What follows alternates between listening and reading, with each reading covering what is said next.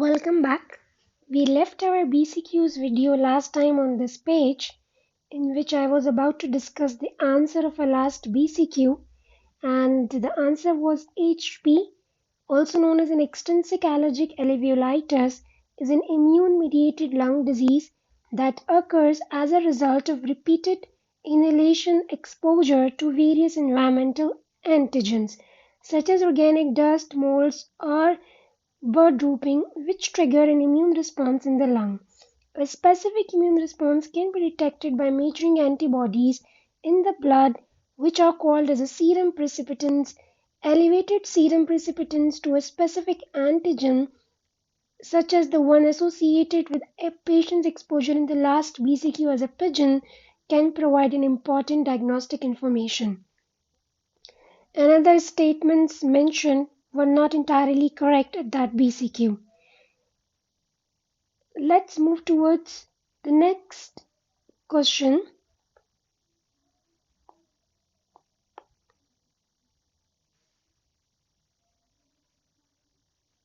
So the next question is 45 years old obese men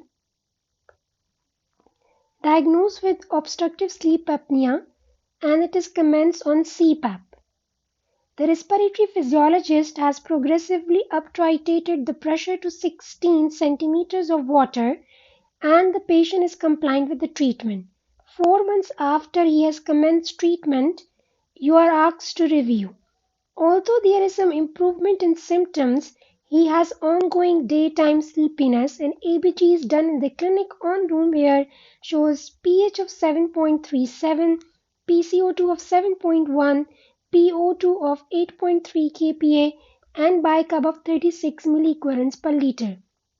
Which measures would you recommend as the next course of action? Is it acetazolamide, bariatric surgery, bilevel pressure support, BiPAP, further increase in CPAP, or supplemental oxygen? So he is a 45 years old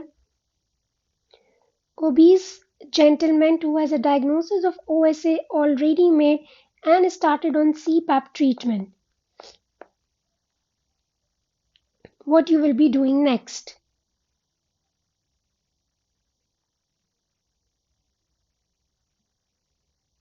Let's see, you can pause the video, you can read the BCQ again, and the answer is, given the patient's ongoing daytime sleepiness and the results of ABGs showing respiratory alkalosis with compensated metabolic alkalosis, the next course of action would be to recommend further increase in CPAP.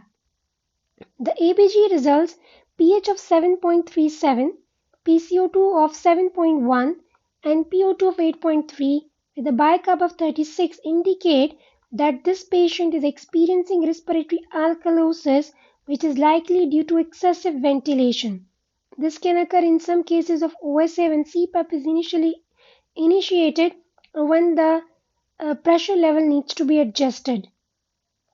Further increase in CPAP pressure would help to alleviate the ongoing daytime sleepiness and improve the patient's ventilation during sleep, thereby addressing the respiratory alkalosis. However, it's important to consider that patients' comfort and any potential side effects of high CPAP pressures should be taken into consideration.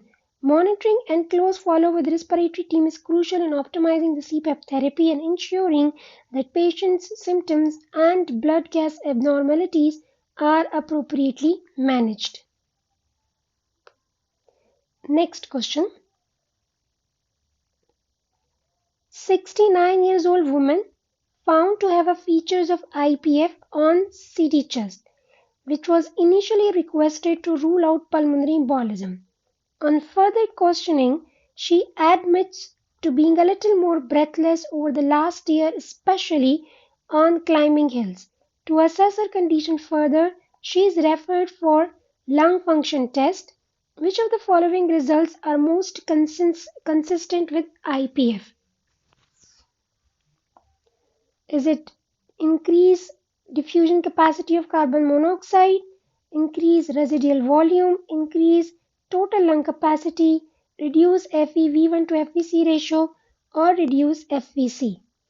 So this question is regarding IPF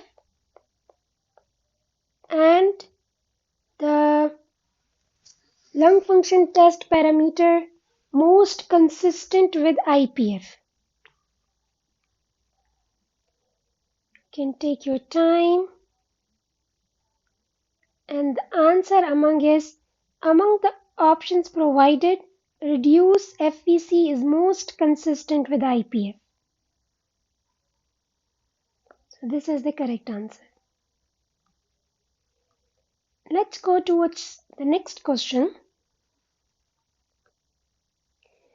67 years old female is referred to respiratory outpatient department with a chronic cough and mild shortness of breath on exertion. She has an exercise tolerance of 1 mile on a flat. She is diagnosed with IPF. On examination, her oxygen saturation is 99 on room air. On auscultation, she has a bibasal fine and inspiratory crackles. PFTs, FEV1 is 2.75, which is 93% of predicted. FVC is 3.26, which is 85% of predicted, and ratio is 84%. What is the most appropriate management for this patient? So it's 67 female with a known diagnosis of IPF, coming with chronic cough and mild shortness of breath on exertion. Oxygen is 99% on room air. Examination coincide with IPF, and lung function test looks okay. What we are doing? Active monitoring, long-term oxygen therapy, nintedanib, pirfenidone as azathioprine. You can take your time.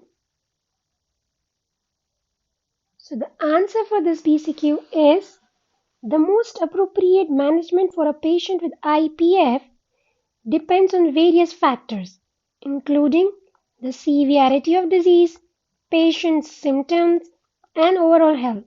Based on information, the patient has a mild symptoms with only a chronic cough and mild shortness of breath on exertion. Additionally, her oxygen saturation is normal on room air, indicating that she does not require immediate oxygen therapy. Given her mild symptoms and absence of severe impairment in pulmonary function, the most appropriate initial management option would be active monitoring. So active monitoring involves regular follow-up visit to assess the disease progression and symptom development. This approach is suitable for patients with mild IPF and aims to avoid unnecessary interventions or medications when the disease is stable and not significantly impacting the patient's quality of life. Both nintedanib and pirfenidone are approved for treating IPF, but they are typically considered for patients with more advanced disease or worsening symptoms. And as we know, pirfenidone and azathioprine combination therapy is not recommended for IPF due to lack of proven benefits and potential risk. So the answer is active monitoring. Next question.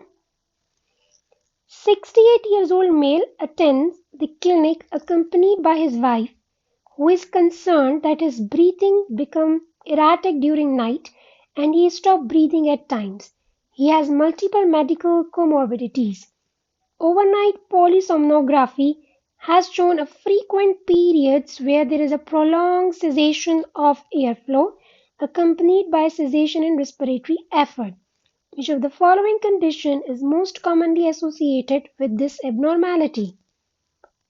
Heart failure, hypothyroidism, Marfan syndrome, nasal polyposis, restless leg syndrome.